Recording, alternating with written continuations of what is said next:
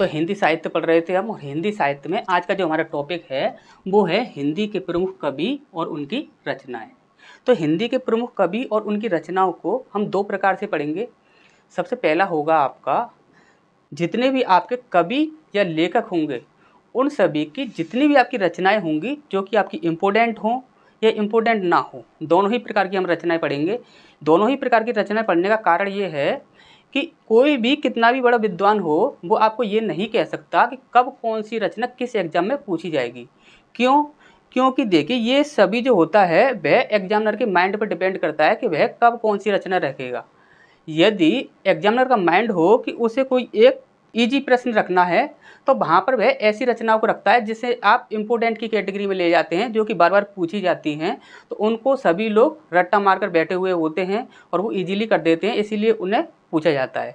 यदि उसे हार्ड प्रश्न पूछना होता है तो वह उन रचनाओं में से नहीं पूछता है, वो अलग रचनाओं में से पूछता है जिनको कोई याद नहीं करता। ठीक, तो हमें दोनों ही प्रकार की रचनाएं पढ़नी है, जो इम्पोर्टेंट हो और जो इम्पोर्टेंट ना हो। इम्पोर्टेंट हैं उन पर तो आपको नज़र रखनी ही है, और साथ ही साथ जो इम्पोर्टेंट नहीं है तो उन पर भी आपको साथ ही साथ नज़र थोड़ी थोड़ी रखते रहनी है। ठीक, इसके बाद दूसरा पॉइंट रहेगा आपका, आपके एग्जाम में कोई भी आपका कवि या लेखक हुआ उससे संबंधित कुछ मुख्य बिंदु होते हैं जो कि आपके किसी भी कवि के जीवन परिचय से संबंधित होते हैं। तो जीवन परिचय तो लिखने के लिए नहीं आता है तो कोई भी उसे नहीं पढ़ता है, लेकिन उसके जो मुख्य इंपॉर्टेंट पॉइंट जो होते हैं उस कवि से संबंधित वो आपके एग्जाम में पूछे जाते हैं। तो हम साथ ही साथ वो सारे के सारे जितने भी आपके पॉइंट होते हैं उन सभी पॉइंटों को साथ ही साथ कवर करते चलेंगे। ठीक, तो स्टार्ट करते हैं आज का जो हमारा टॉपिक है, जिसे कहते हैं हिंदी के प्रमुख कवि और उनकी रचनाएं। ठीक, तो यहाँ पर आप देखोगे सबसे पहला पॉइंट आपको याद रखना है। तो सबसे पहले हम पढ़ने वाले हैं रहीम जी के बारे में। ठीक, तो रहीम का पूरा नाम काफ़ी बार पूछा गया है, क्या है? अब्दुल रहीम खान खाना। ठीक, याद रखिएगा, अब्दुल रहीम खान खाना। इसके बाद दूसरा पॉइंट है, इनका जन्म 1556 ईस्वी के आसपास लाहौर में हुआ था। ये आसपास का मतलब आप ध्यान से समझ लीजिए, आसपास का मतलब ये होता है कि 1556 ईस्वी में ही इनका जन्म हुआ था, ये कन्फर्म नहीं है। ठीक, आसपास का मतलब ये होता है कि 1556 के आसपास कोई भी डेट हो सकती है, लेकिन 1556 ईस्वी है ये आपका कन्फर्म नहीं है। ठीक, इसके बाद नेक्स्ट है आपका, रहीम को अरबी, फारसी, तुर्की, संस्कृत और हिंदी भाषाओं का अच्छा ज्ञान था। आपके एग्जाम में डायरेक्ट क्वेश्चन इस प्रकार से पूछा जा सकता है कि इनमें से कोई भी 3 भाषाएं जो होंगी वो ऑब्जेक्टिव में होंगी, इसमें से एक जो होगी वो अलग से होगी, और आपसे पूछा जाएगा कि कौन सी भाषा का उनको ज्ञान नहीं था। ठीक, तो याद रखिएगा। ठीक, अब इसके बाद नेक्स्ट है, रचनाओं के बारे में समझते हैं। उनकी रचनाएं हैं जो कि इम्पोर्टेंट हैं, रहीम सतसई, श्रृंगार सतसई, मदनाष्टक, रास, पंचाध्यायी। ठीक, रहीम रत्नावली, बरबे नायिका भेद। ठीक, अब यहाँ पर आप देखोगे तो यहाँ पर बरबे नायिका भेद काफ़ी इम्पोर्टेंट है आपका, याद रखिएगा, और रहीम सतसई। ठीक, और इसके बाद पंचाध्यायी, रास पंचाध्यायी, ये काफ़ी इम्पोर्टेंट है, काफ़ी बार पूछी जाती हैं। ठीक, तो यहाँ पर आप देखोगे नेक्स्ट पॉइंट है हमारा, रहीम की रचनाओं का संग्रह कहाँ पर मिलता है, काफ़ी बार पूछा जाता है आपके एग्जाम में, तो आपको बताना है रहीम रत्नावली के अंदर मिलता है। ठीक, इसके बाद रहीम ने खड़ी बोली के साथ साथ फारसी में भी रचनाएं की हैं। काफ़ी बार पूछी जाती हैं कि रहीम ने जो रचनाएं की हैं वो किस किस भाषा में की हैं, तो आपको हमेशा याद रखना है खड़ी बोली में तो की ही हैं, साथ ही साथ फारसी में भी की हैं। ठीक, तो दोनों में ही की हैं, याद रखिएगा। ठीक, तो नेक्स्ट इन्हीं से संबंधित कुछ पॉइंट और हैं, उन्हें देखते हैं, तब तक आप इसका स्क्रीनशॉट ले लीजिए।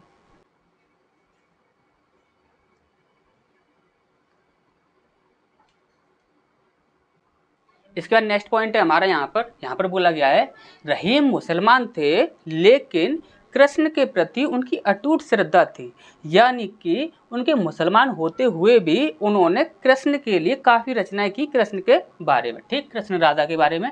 इसके बाद इनकी रचना बरबे नायिका भेद इम्पोर्टेंट है, याद रखिएगा, बरबे नायिका भेद में शास्त्रीय ज्ञान की झलक है। कौन से ज्ञान की?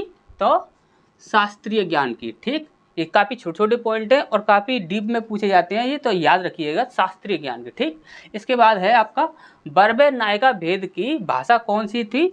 तो अवधी भाषा थी। ठीक, काफ़ी बार पूछा गया है। रहीम दोहाबली की कौन सी भाषा थी? तो ब्रज भाषा थी। इसके बाद रहीम के काव्य में श्रृंगार, शांत और हास्य रसों का समावेश है। ठीक, इसके बाद हमें नेक्स्ट पढ़ना है हरिऔध के बारे में। ठीक, हरिऔध के बारे में काफ़ी इंपॉर्टेंट है, आपको पता ही होगा हरिऔध कितने इंपॉर्टेंट है।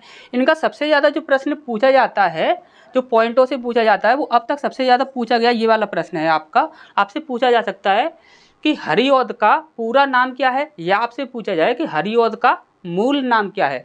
तो आप पूरा ही याद रखिए, अयोध्या सिंह उपाध्याय हरिऔध। ठीक, याद रखिएगा। इसके बाद नेक्स्ट है, देखिए ये हरिऔध जो है ये इनका उपनाम कहलाता है। ठीक, पूरा नाम तो ये है ही, लेकिन ये हरिऔध जो है ये इनका उपनाम होता है। ठीक, इसके बाद नेक्स्ट है इनकी कृति प्रिय प्रवास, वेरी वेरी मोस्ट इंपॉर्टेंट है, याद रखिएगा। प्रिय प्रवास को खड़ी बोली का पहला काव्य कहा जाता है। ठीक, इसके बाद नेक्स्ट पॉइंट है, ये 2 बार यानी कि हरिऔध जी जो हैं वह 2 बार हिंदी साहित्य सम्मेलन के सभापति रह चुके थे। ठीक, तो नेक्स्ट पॉइंट की ओर बढ़ते हैं, तब तक आप इसका स्क्रीनशॉट ले लीजिए।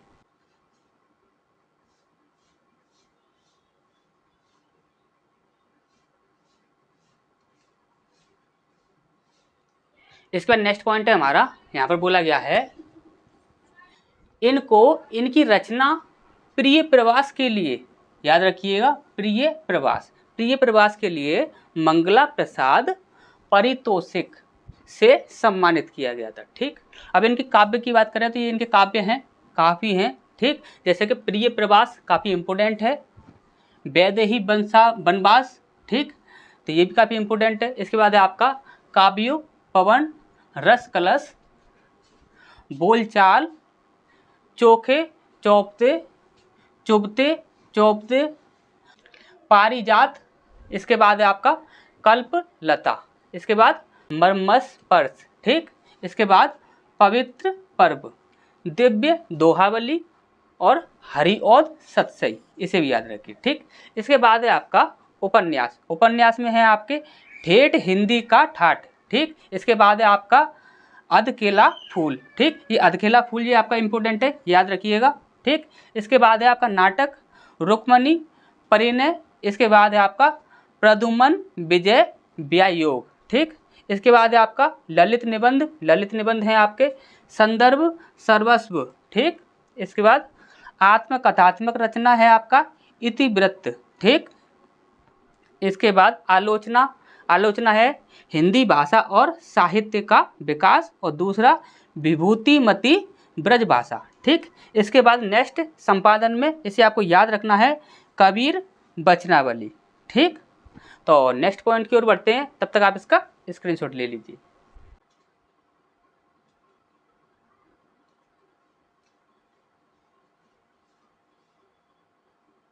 इसके बाद नेक्स्ट पॉइंट है हमारा मैथिली शरण गुप्त। तो हमें मैथिली शरण गुप्त जी के बारे में पढ़ना है। ठीक, तो इनका सबसे पहला पॉइंट है, हमें सबसे पहले इंपोर्टेंट पॉइंट ही पढ़ने हैं।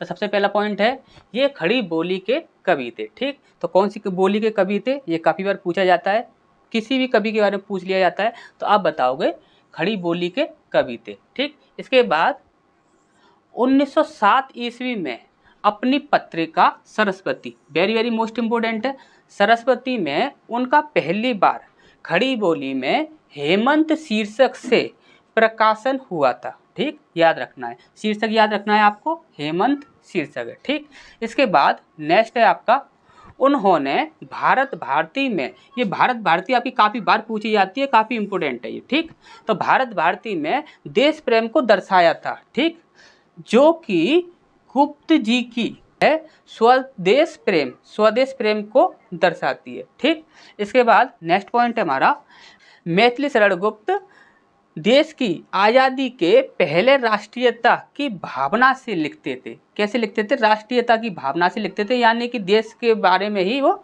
लिखा करते थे। ठीक, इसी कारण क्या था कि उनको राष्ट्र कवि की उपाधि दी गई थी। ठीक, तो यहाँ तक आपको अच्छे समझ आ गया होगा। तो नेक्स्ट पॉइंट की ओर बढ़ते हैं, तब तक आप इसका स्क्रीनशॉट ले लीजिए।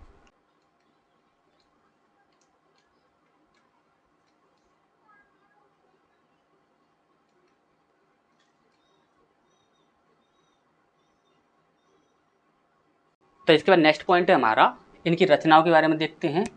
तो Bharat Bharati very very most important है, याद रखिएगा। इसके बाद रंग में भंग, किसान, शकुंतला इम्पोर्टेंट, याद रखिएगा। इसके बाद अंध, हिंदू, त्रिपथका, इसके बाद शक्ति, गुरुकुल, विकट भर, इसके बाद सिद्धराज, कुंडाल गीत, इसके बाद काबा और करबला, पृथ्वीपुत्र, प्रदक्षिणा, इसके बाद जय भारत, अर्जन और विसर्जन, इसके बाद झंकार, झंकार भी आपकी इंपॉर्टेंट है, याद रखिएगा। ठीक, इसके बाद है आपका कविताओं के बारे में देखते हैं। तो जयद्रथ वध वेरी वेरी मोस्ट इम्पोर्टेंट है, याद रखिएगा। ठीक, इसके बाद साकेत, साकेत भी आपकी इम्पोर्टेंट है। ठीक, पंचवटी ये भी आपकी इम्पोर्टेंट है। इसके बाद शैरंध्री, बाक संहार, यशोधरा, द्वापर, नहुसा, जय भारत, हिडिम्बा, इसके बाद विष्णुप्रिया ये भी आपकी इम्पोर्टेंट है। ठीक, याद रखिएगा। इसके बाद है आपका रत्नावली, ये भी इम्पोर्टेंट है। ठीक, इसके बाद आपको याद रखना है कि ये वेरी वेरी मोस्ट इम्पोर्टेंट एक उदाहरण है आपका, और ये काफ़ी बार आपने देखा भी होगा, जब प्रीवियस ईयर के एग्जाम पेपर देखते होंगे तो आपको ये उदाहरण दिखा भी होगा। तो देखिए वियोग श्रृंगार, देखिए रस जो होते हैं उसमें जो उनका राजा कहलाता है वो होता है आपका श्रृंगार रस, और श्रृंगार रस में दो प्रकार के होते हैं श्रृंगार रस, एक होता है संयोग श्रृंगार और एक होता है वियोग श्रृंगार। तो वियोग श्रृंगार जो होता है उसका मुख्य रूप से एक उदाहरण आपको काफ़ी बार एग्जाम पेपरों में देखने को मिलता है, सखी वे मुझसे कहकर जाते। तो ये उदाहरण जो है ये काफ़ी इंपॉर्टेंट है, इसे आप याद रखिएगा। ठीक, ये डायरेक्ट आपका रस में भी पूछा जाता है और आपसे ये भी पूछा जाता है कि इसके रचयिता कौन है। ठीक, तो दोनों ही प्रकार से आपको याद रखना है। ठीक, तो नेक्स्ट पॉइंट की ओर बढ़ते हैं, तब तक आप इसका स्क्रीनशॉट ले लीजिए।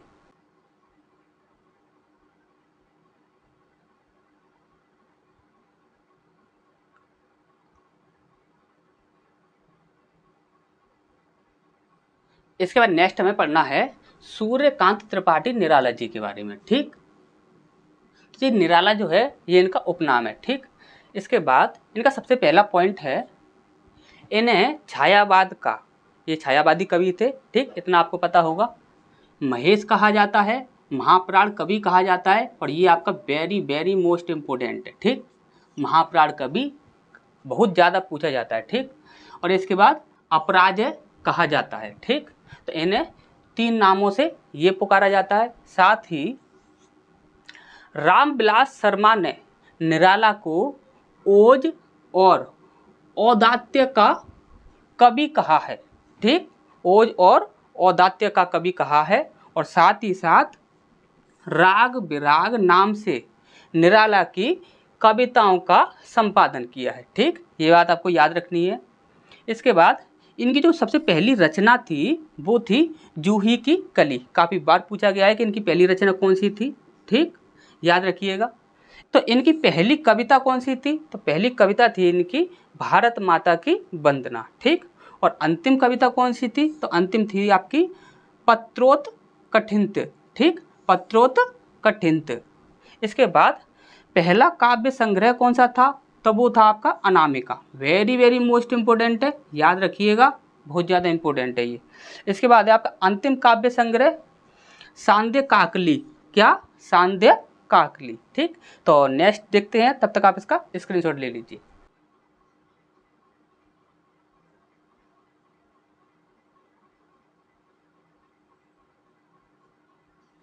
इसका नेक्स्ट पॉइंट हमें देखना है, तो इनके काव्य संग्रह हैं जैसे अनामिका इम्पोर्टेंट, परिमल इम्पोर्टेंट, गीतिका इम्पोर्टेंट, अनामिका सेकंड, तुलसीदास, कुकुरमुत्ता काफ़ी ज़्यादा इंपॉर्टेंट है, कुकुरमुत्ता याद रखिएगा। ठीक, इसके बाद अनिमा, बेला, नए पत्ते, अर्चना, आराधना, गीत कुंज, संध्या काकली, इसके बाद अपरा। ठीक, इसके बाद इनके उपन्यास हैं अप्सरा, अलका, प्रभावती, निरूपमा, कुल्ली, भाट, बिल्लेसुर, बकरीहा।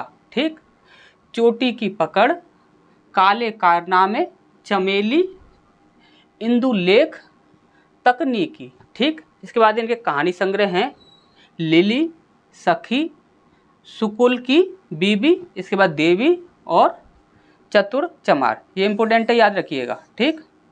इसके बाद निबंध और आलोचना है रविंद्र कविता कानन, ठीक। संग्रह प्रबंध पदम, ठीक। इसके बाद है आपका प्रबंध प्रतिमा, चाबुक और चयन, ठीक।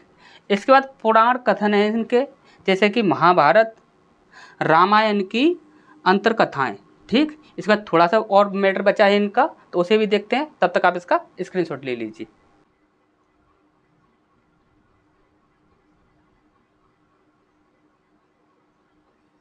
इसके बाद नेक्स्ट है इनके साहित्य के बारे में समझते हैं। आप काफ़ी कार्यक्रम देखते होंगे, तो उनमें आपके देखिए भक्त ध्रुव, भक्त प्रहलाद, भीष्म, महाराणा प्रताप, सीख बड़ी कहानियाँ, तो ये सभी जो हैं इन्होंने लिखे हैं, ठीक।